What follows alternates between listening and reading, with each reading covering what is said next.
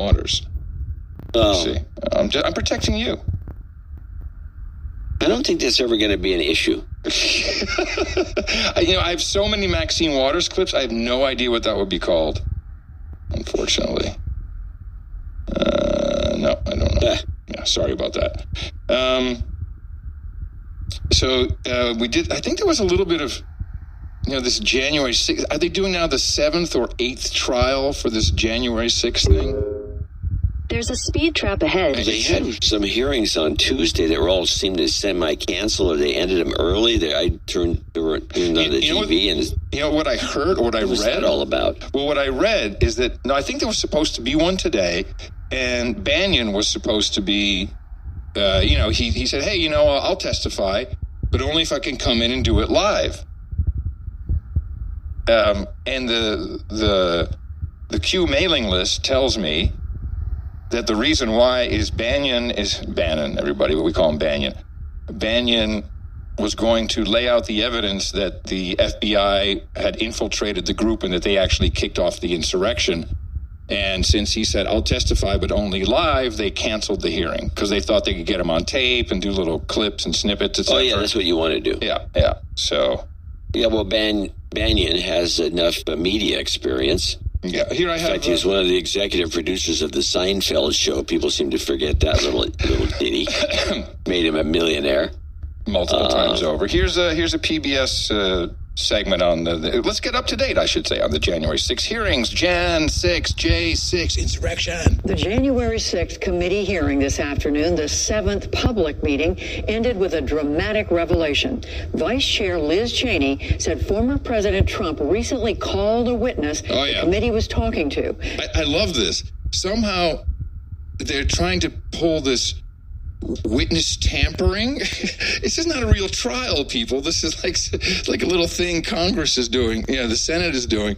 And they're talking about witness tampering. This is illegal. Refer to DOJ. An action the committee referred to the Department of Justice as potential witness tampering. Over the course of 3 hours, the committee also laid out in detail a series of events leading up to the insurrection on January 6th. That began weeks earlier in a mid-December White House meeting that one former aide called unhinged, as allies of then-President Trump repeated baseless claims about election fraud and urged action to overturn the results. Later that night, Mr. Trump sent a tweet that one committee member called a call to arms for his supporters. Big protest in D.C. on January 6th. Be there, will be wild, he wrote. As the committee showed, supporters of the former president, including members of a far-right militia group, heeded his call. One person even predicted a red wedding. That's a pop culture reference to a massacre on January 6th. Jason Van Tatenhove, a former spokesman for the Oath Keepers, drew the connection and concern for the future. If a president that's willing to try to instill and encourage to whip up a civil war amongst his followers using lies and deceit and snake oil, and regardless of the human impact, what else is he going to do if he gets elected again? All bets are off at that point. So, yes, I have two clips. You have to go. I have a J6 hearing clip from last show, so you have to look in your little database. My little database is huge. I'll bet it is. I'm wondering when I get my copy. Hey, J6, I just need your address again. J6 analysis wacky. Oh, yes, I have that. Over President's attempts to overturn the 2020 election results in that state. Ron, is it me you're getting just a little hot in here? Of course, the former president is no stranger to legal exposure, but right now the heat is pouring in from every register in the room. That Georgia tape recording of Trump saying, just find me 11,000 votes, seems the best evidence we've seen so far. It's always seemed like the clearest path to a criminal proceeding. Oh, this is... What? Wait a minute. Criminal proceeding. Well, this is the same thing as AOC's analysis. These people think that he's calling like a crime mob boss. Hey, find me. You know what I mean when I say find me? But really, these votes, across the country, in any election, If you go and dig and find a box, you can find some votes that have been misplaced or whatever. So he says that people have to listen to this clip with this in mind. According to this analyst on NPR, Trump says, "Find me 11,000 votes." Right. There it is. The smoking gun. He should be in jail for saying, "Find me 11,000 votes." Now, I don't know what politician hasn't said something like that. If I'd like to find out who they are. But find me 11,000 votes. Hey, Bill, can you find me 11,000 votes? Arrest that man. I wonder, are these people nuts? There's a speed trap ahead. Yes. I'm sorry. Yes. Correct. But they're only nuts in that they have a complete different view. And, I wonder if, because that's on a phone call. If you hear the whole phone call in context, you're like, yeah, okay. But it's just, come on, you've worked in media companies, shit gets chopped down and there's derivative after derivative, and then before you know it, that's just the way it is, Jack. That's just what it is, and there's no argument, and I don't have to go back and look at that. We already know that this is true.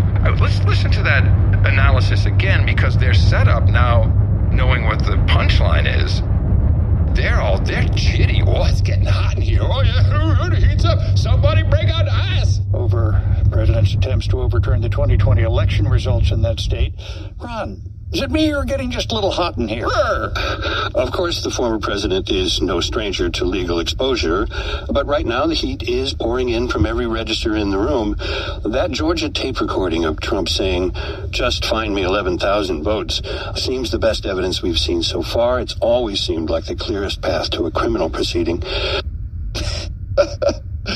Okay, so playing into this and the clip before that. So I think they've this is very weak. These two guys may believe it, but everyone kind of sees that's rather weak. I don't know what they're trying to do. They're trying to not have Trump run. Because they're afraid that if he runs, he'll win. I think we have to remind everybody that that's all this is about. That's all that it's about. They just don't want him running.